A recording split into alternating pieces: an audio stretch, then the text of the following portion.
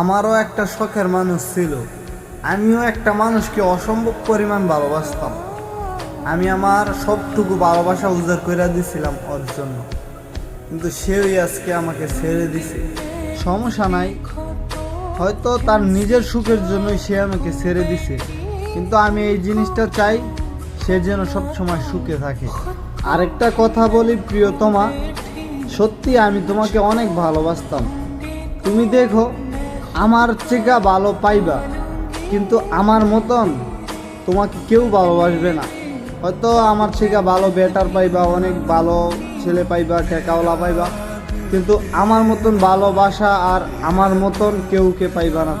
তুমি আমার সাথে যা করছো আমি তোমাকে মাফ করে দিছি, কিন্তু আল্লাহ তাআলা মাফ করবে কিনা সেটা আমি জানি না, কিন্তু আমি দোয়া করি আল্লাহ যেন তোমাকে মাফ করে দেয়।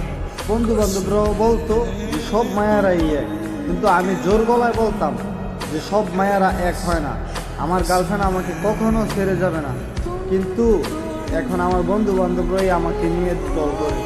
যাই হোক, অবশেষে তোমার আর আমারও বিচ্ছেদ হয়ে গেল। স্বপ্ন ছিল অনেক, কিন্তু তবুও বিচ্ছেদ হয়ে গেল। তা বিশ্বাস করেন বা না করেন, প্রথম ভালোবাসা কখনোই ভুলা যায় না। এই কথাটা একদম সত্যি।